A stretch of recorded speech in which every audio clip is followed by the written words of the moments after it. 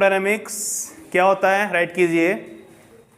लिखो, it is the branch of physics which deal with the study of heat and it's transformation.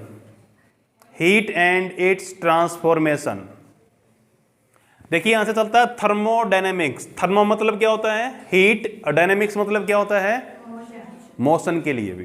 Transform कैसे होगा एक body से दूसरी बॉडी के अंदर भी, ठीक है। इसका पहला पॉइंट लिखिएगा। फर्स्ट पॉइंट है थर्मल वेरिएबल्स क्या होते हैं। अभी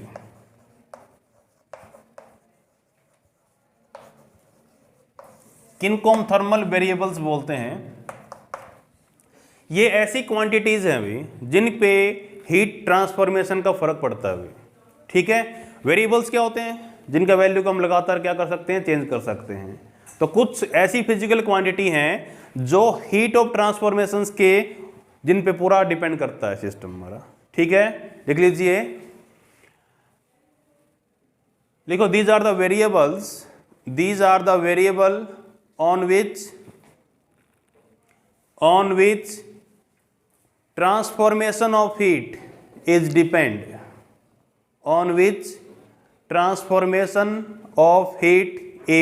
depend, ओके। कुछ के नाम लिखवाते हैं हम लोग। एग्जाम्पल था, क्या था बताइएगा? प्रेशर, वॉल्यूम, टेम्परेचर, और भी होते हैं स्पेसिफिक हीट, लेटेंट हीट, आगे कराएंगे इसको हम लोग। बेसिकली 3 करते हैं, प्रेशर, वॉल्यूम, टेम्परेचर। कर लोगे? नेक्स्ट टॉपिक है थर्मल इक्विलिब्रियम भी। किसको बोलते हैं? देखिए, मान लेते हैं मेरे पास 2 सिस्टम हैं, सिस्टम ए, सिस्टम बी। इनके अंदर एयर मान लीजिए, गैस भरी पड़ी है, ठीक है। कब बोलोगे कि ये थर्मल इक्विलिब्रियम में है? जब इनके वेरिएबल्स अगर बराबर हो जाएं भी। कौन से वेरिएबल? थर्मल वेरिएबल्स अगर इनके बराबर हो जाएं तो हम बोल सकते हैं they are in the thermal equilibriums. या फिर ये बोल लीजिएगा दोनों सिस्टम का टेम्परेचर बराबर हो, यस और नो, तो they are in the thermal equilibriums. लिख लीजिए, when two system have same thermal variables, when two system have same thermal variables, then system are in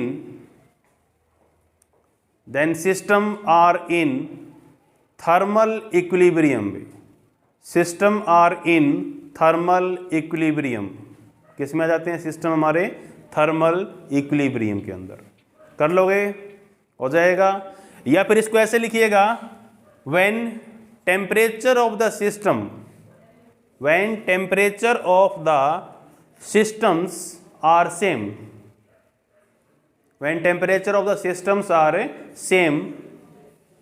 then system are in thermal equilibrium। System किस में रहेंगे? Thermal equilibrium के अंदर। Any problem? Topic है laws of thermodynamics. इसका पहला law करते हैं हम लोग, नाम क्या है? Zeroth law of thermodynamics.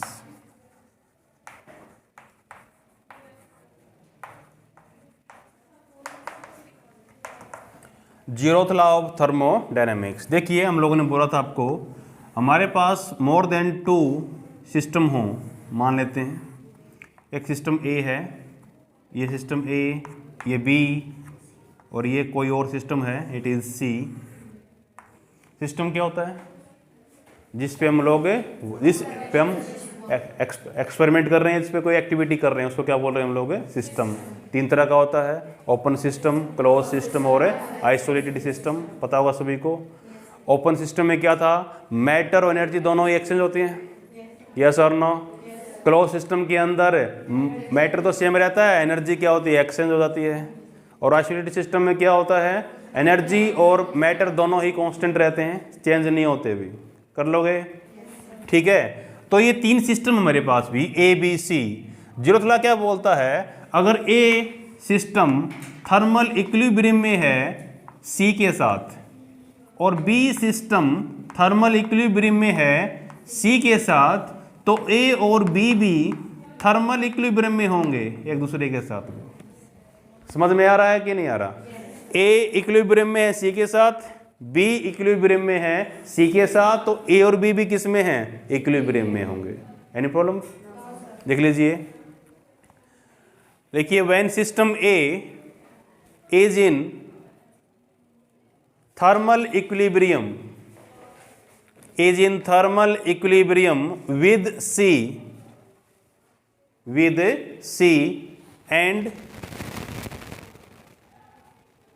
B is in thermal equilibrium with C, B is in thermal equilibrium with C, then A and B are also in thermal equilibrium. A and B are also in thermal equilibrium. समझ में आया भाई? ये तीनों system एक दूसरे के क्या होंगे? इक्विलिब्रियम में होंगे। डायग्राम बना लिया? ओके। इक्विलिब्रियम होने की कंडीशन क्या थी? कि तीनों का टेम्परेचर की वैल्यू क्या रहे? सेम रहे। समझ में आया? यानी इस लॉ ने क्या दिया आपको? टेम्परेचर दिया। तो व्हाट इज द टेम्परेचर? लिखिए, इसी में लिखिएगा टेम्परेचर क्या होता था। मैंने आपको लिखवाया टेम्परेचर क्या था। ये होता है डिग्री ऑफ हॉटनेस और कोल्डनेस भी, कितना गर्म है कितना ठंडा है, इसको क्या बोलते हैं हम लोग? टेम्परेचर बोलते हैं। लिख लीजिएगा, इट इज द, इट कौन है? Temperature. It is the degree of hotness और कोल्डनेस भी। It is the degree of hotness and coldness called temperature. Simple, कितना गर्म कितना ठंडा, अमाउंट के साथ, वैल्यू के साथ भी। गर्म ठंडा हीट को दिखाता है, अमाउंट में टेम्परेचर को दिखाता है। समझ में आया? यूनिट क्या होती है इसकी? Unit of temperature. इसको ऐसा यूनिट में कैसे मापते हैं? केल्विन में मापते हैं। कैसे लिखते हैं? केल्विन। और सीजीएस में डिग्री के अंदर भी। समझ में आ रहा है? किस में मापते हैं? डिग्री। और भी होते हैं, फारेनहाइट सुना होगा नाम, ये आगे बताएंगे आपको कि कैसे इनको मेजर करते हैं हम लोग। कर लोगे वहाँ पे स्टेट, या क्या नाम और भी था इसका? आइडियल गैस इक्वेशन भी बोलते हैं इसको। इसको प्रूव भी करेंगे आगे चल के हम लोग, कैसे प्रूव हुआ ये। किसको बोलते हैं इक्वेशन ऑफ स्टेट? ये रिलेशन किसके बीच में है? लिख सकते हो, it is relation between pressure, volume and temperature. तो इसको लिखते कैसे हैं? PV is equal to nRT, where P क्या था? P is pressure, V volume, T temperature and what is R? ये गैस कांस्टेंट है, बाद में वैल्यू बताऊंगा इसकी मैं कंप्लीट। कहाँ से आए हैं वैल्यू सारी? ये गैस कांस्टेंट n क्या था? ये नंबर था 1 2 3, number of moles 1 2 3 and so on भी। ठीक है, हम यहाँ पे मोस्टली क्या कर लेके चलेंगे? n को 1 लेके चलेंगे, तो हमारी इक्वेशन क्या बनेगी? PV is equal to RT। हम 1 मोल के लिए काम करेंगे कंप्लीट यहाँ पे, तो PV इज इक्वल टू क्या होगा? RT। इसको बोलते हैं equation of state. Next topic है थर्मोडायनामिक प्रोसेस। ओके, फर्स्ट लिखिएगा इसका। देखो कैसे कैसे हम टेम्परेचर को, वेरिएबल को चेंज करके क्या क्या आंसर निकाल सकते हैं, ये बताएंगे इसमें हम लोग। तो पहला का नाम है आइसोथर्मल प्रोसेस भी। आइसोथर्मल प्रोसेस, इसको लिखते हैं पहले। आइसोथर्मल प्रोसेस भी, थर्मल किसके लिए? टेम्परेचर के लिए होता है भी। जिस प्रोसेस के अंदर टेम्परेचर कांस्टेंट हो गई, it is called isothermal process. समझ में आ रहा है? बाकी चेंज हो सकते हैं, कौन? प्रेशर और वॉल्यूम, लेकिन टेम्परेचर क्या रहे? कांस्टेंट रहे। उसको क्या नाम दिया गया है? Isothermal process. लिख लीजिए, in this process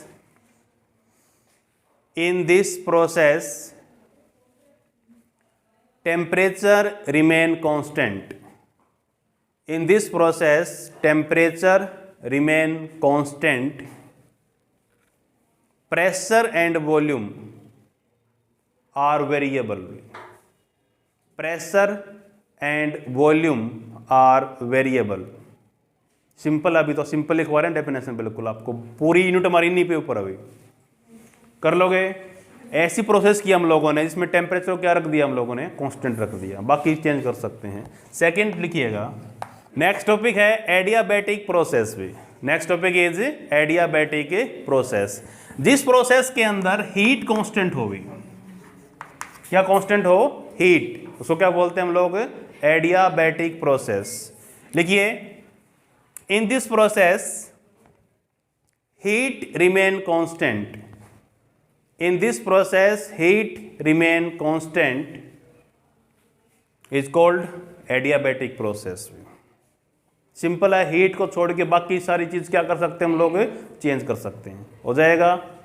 third point डालिएगा, आइसोबैरिक प्रोसेस। लिखिए, नेक्स्ट लिखिए आइसोबैरिक प्रोसेस।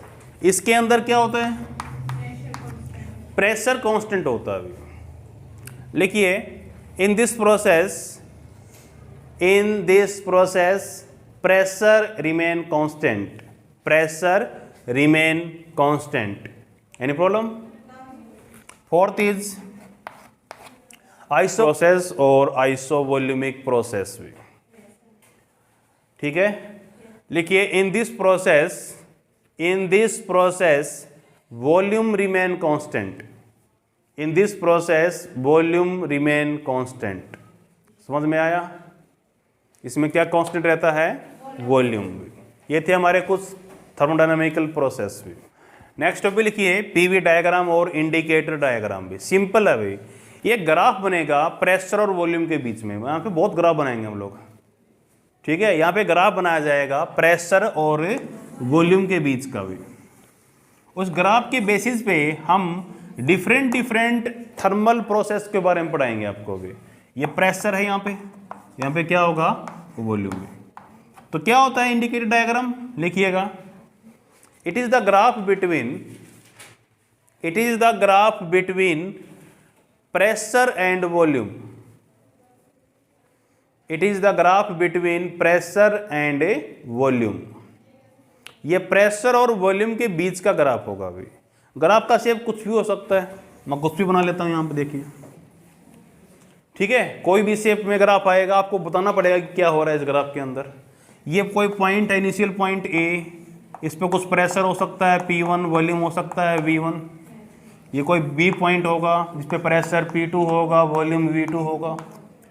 तो इस ग्राफ को देख के आपको बताना होगा कि कहाँ पे प्रेशर बदल रहा है, कहाँ पे वॉल्यूम बदल रहा है, कहाँ पे सेम है, क्या कुछ हो रहा है। अभी कर लोगे? देखो यहाँ पे P1 V1 है, इसका प्रेशर इसके प्रेशर में क्या रिलेशन आएगा? ज़्यादा किसका है प्रेशर?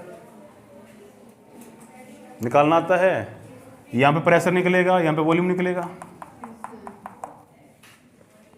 यस और नो? ज़्यादा किसका प्रेशर है? P1 ज़्यादा है, वॉल्यूम कम है। यहाँ पे इसका प्रेशर क्या है? ये है। इसका वॉल्यूम क्या है? ये। समझ में आ रहा है? तो ग्राफ के बेसिस पे हम बताएंगे कि किस कंडीशन पे क्या हो रहा है। यहाँ पे इस ग्राफ को नाम दिया गया है इंडिकेटर डायग्राम्स। एनी प्रॉब्लम पे? नेक्स्ट टॉपिक है इंटरनल एनर्जी। इसमें देखिए, जो भी सिस्टम हम यूज करेंगे उसमें कुछ तो डालेंगे, लिक्विड है, सॉलिड है, गैस, कुछ भी तो हो सकता है। तो उसके जो मॉलिक्यूल्स हैं सिस्टम के अंदर, वो दीवारों पे किस एनर्जी से फोर्स लगा रहे हैं, या उनका एनर्जी कितना है, इंटरनल एनर्जी कितना है, उसको नाम दिया गया है इंटरनल एनर्जी। तो लिखिए, the energy possess by the molecules of the system, molecules or atom of the system, the energy possessed by the molecules or atoms of the system. Okay, एक सिस्टम में क्या कुछ है, उसकी इंटरनल जो molecules हैं उसकी एनर्जी कितना है, टोटल एनर्जी कितना है, उसको नाम दिया गया आपकी इंटरनल एनर्जी।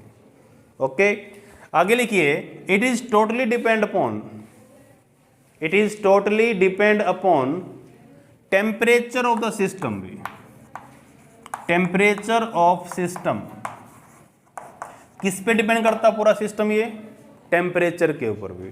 टेम्परेचर बढ़ाओगे तो एनर्जी बढ़ जाएगी, कम करोगे तो एनर्जी क्या हो जाएगी, कम हो जाएगी। समझ में आ रहा है? तो internal energy is only depend upon the temperature of the system भी। नेक्स्ट टॉपिक है भाई आइसोथर्मल ऑपरेशन और चेंज भी।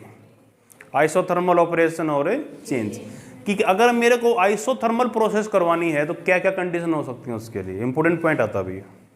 ठीक है, हम बहुत से टॉपिक जब हम करेंगे तो समझ में आ जाएगा आपको कैसे हो रहा है ये।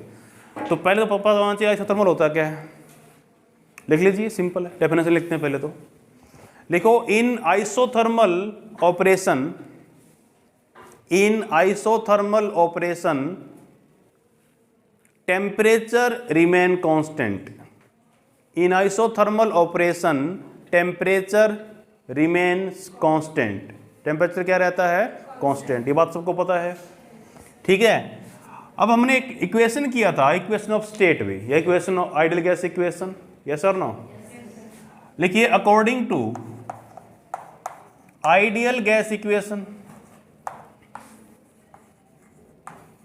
क्या थी इक्वेशन भी, PV is equal to RT। अगर एक मोल गैस यूज कर रहा हूं तो आइडियल गैस यूज कर लेते, होती नहीं वैसे लेकिन बोलते हैं। PV इज इक्वल टू क्या होगा, RT। R क्या है, what is R, gas constant. T क्या है, टेम्परेचर। मैं क्या बोल रहा हूं कि मेरा T तो कांस्टेंट है, यस और नो। T क्या है, कांस्टेंट। तो पक्की बात है R भी कांस्टेंट है, T भी कांस्टेंट है, तो सारा कांस्टेंट भाई। तो मैं लिख सकता हूं कि PV is equal to constant. This is the isothermal process भी, PV is equal to constant. Any problem? या मैं इसको ऐसे लिख सकता हूं, P1 V1 is equal to P2 V2 is equal to constant. कोई भी कंडीशन हो, मेरा आंसर हमेशा क्या रहेगा, कांस्टेंट रहेगा। समझ में आया कि नहीं आया? यानी आपको ये बताना चाहते हैं हम लोग कि अगर एक को चेंज करोगे तो पक्की है दूसरे को चेंज करना पड़ेगा मेरे को भी। अगर प्रेशर चेंज करे तो वॉल्यूम को चेंज करना पड़ेगा। अगर प्रेशर बढ़ा रहे हो तो वॉल्यूम क्या होगा, घटेगा कि बढ़ेगा, बराबर करने के लिए घटेगा। समझ में आया कि नहीं आया, यस और नो। कि अभी नेक्स्ट इसी में है कंडीशन फॉर आइसोथर्मल ऑपरेशन। हम लोगों ने ये देखा था कि PV इज इक्वल टू क्या था, कांस्टेंट।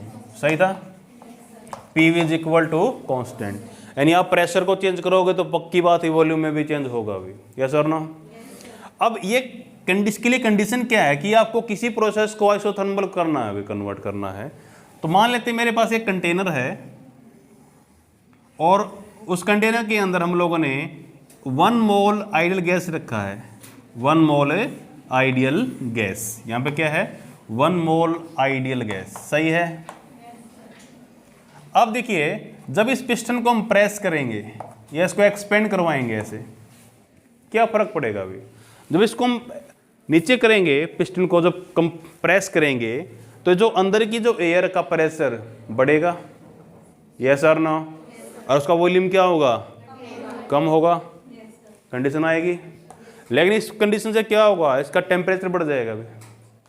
आप लोगों ने ऑब्जर्व किया होगा जब पंप से हवा भरते हैं पंप गर्म हो जाता है अभी, यस और नो। यानी आपको टेम्परेचर को कांस्टेंट रखना है अभी। यहाँ पे T क्या होना चाहिए, चेंज नहीं होना चाहिए। तो कैसे पॉसिबल है कि जब हम कंप्रेस करें इसका टेम्परेचर कांस्टेंट रहेगी। पहला प्रोसेस, जो आप इसको कंप्रेस करोगे वो प्रोसेस स्लो होना चाहिए अभी। एकदम से करोगे तो टेम्परेचर एकदम से बढ़ जाएगा अभी। कर लोगे, पहली कंडीशन क्या है, प्रोसेस शुड बी स्लो। समझ में आया। फिर भी हीट होगा, टेम्परेचर इंक्रीज करेगा, तो इसकी जो दीवारें हैं कंटेनर की, ये परफेक्टली क्या होनी चाहिए, कंडक्टिंग होनी चाहिए, जिससे टेम्परेचर को बाहर निकाल सके इन टर्म ऑफ हीट भी। जो बढ़ गया वो बाहर निकाल दो। समझ में आया। तो अंदर क्या रहेगा, कांस्टेंट रहेगा। समझ में आया कि नहीं आया। तो आइसोथर्मल ऑपरेशन की दो कंडीशन है कि प्रोसेस क्या होनी चाहिए, स्लो होनी चाहिए, ठीक है, और जो दीवारें हैं कंटेनर का वो क्या होना चाहिए, परफेक्टली कंडक्टिंग होना चाहिए। इसको ऊपर लेके जाएं तो क्या होगा, एक्सपेंड करने का मौका मिलेगा हवा को, कर लोगे, जिससे वॉल्यूम क्या होगा, इंक्रीज करेगा, प्रेशर घटेगा, टेम्परेचर भी घटेगा, ठीक है।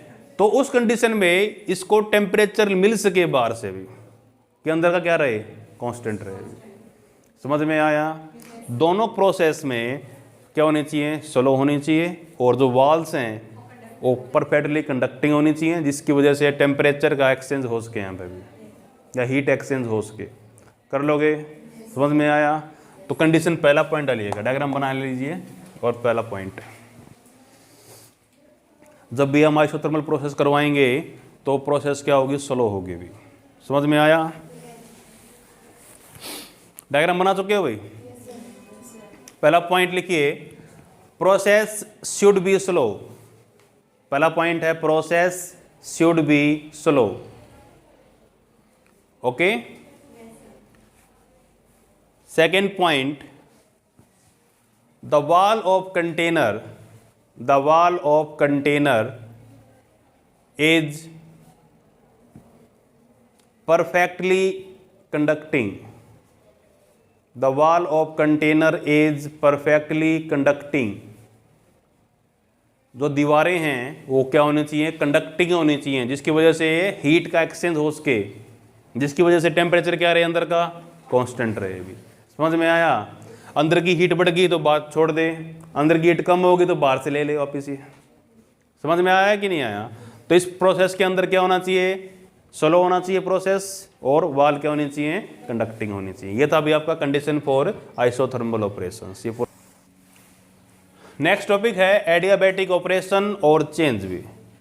एडियाबैटिक में क्या होता है, हीट कांस्टेंट रहती है। अभी हीट क्या रहती है, कांस्टेंट, बाकी को हम चेंज कर सकते हैं। अभी कर लोगे, लिख लीजिए, इन दिस प्रोसेस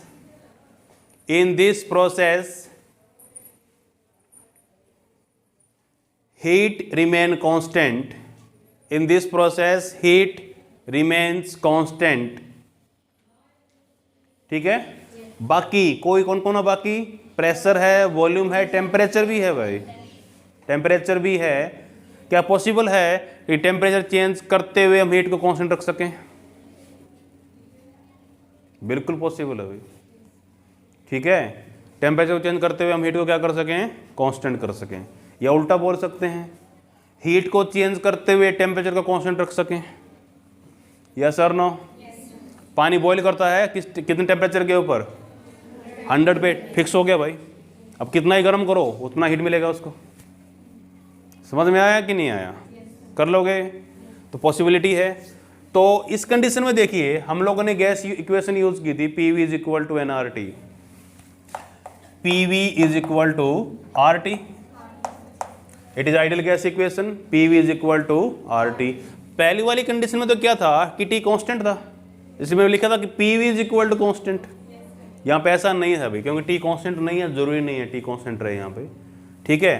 तो इसका इक्वेशन क्या बनता है, देखिए, PV gamma is equal to constant. भी बताऊंगा अभी क्या है गामा ये। This is the equation of adiabatic operation भी, PV gamma is equal to constant. Gamma क्या है, ये है भाई स्पेसिफिक हीट, अभी लिखवाऊंगा आपको, specific heat at constant pressure, इसको CP बोलते हैं, divide by specific heat at constant volume. एक कांस्टेंट वैल्यू है ये गामा, कांस्टेंट वॉल्यूम, इसको CV बोलते हैं। केमिस्ट्री में थोड़ा बहुत पढ़ा होगा स्पेसिफिक हीट के बारे में, या नहीं पढ़ा, अभी लिखवाता हूँ, डोंट वरी। स्पेसिफिक हीट क्या होती है पहले वही लिखवा दूंगा आपको, ठीक है।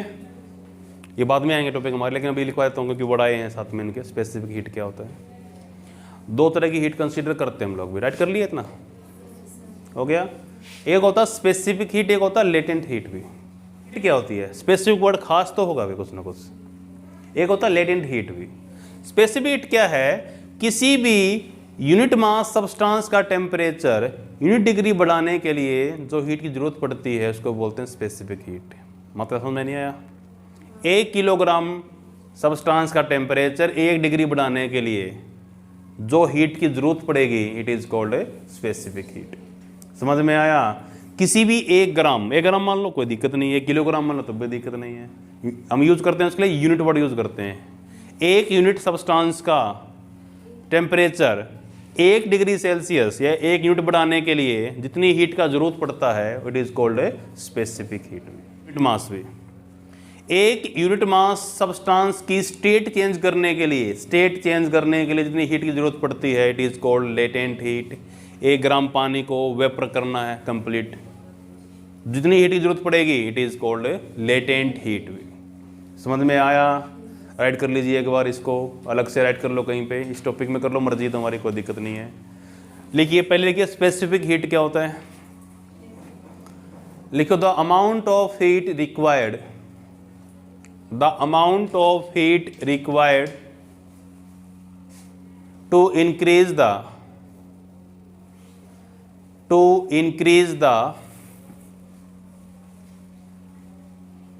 temperature of unit mass substance about unit degree, unit mass substance about unit degree. Unit word किसके लिए? 1 के लिए हम यूज करते हैं। कर लोगे? 1 कुछ भी यूज करो यूनिट में, किलोग्राम, ग्राम, मर्जी आपका, डिग्री सेल्सियस की, केल्विन आपका चॉइस है। कर लोगे? हो जाएगा। 1 यूनिट मास सब्सटेंस का हीट 1 डिग्री बढ़ाने के लिए जो हीट का जरूरत पड़ता है it is called specific heat. Complete. एक और लिख लीजिए लेटेंट हीट भी। लेटेंट हीट 2 ही तरह की यूज करते हैं हम लोग। लिखो the amount of heat required,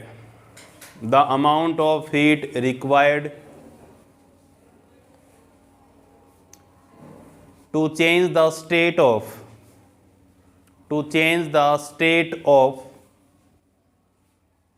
unit mass substance,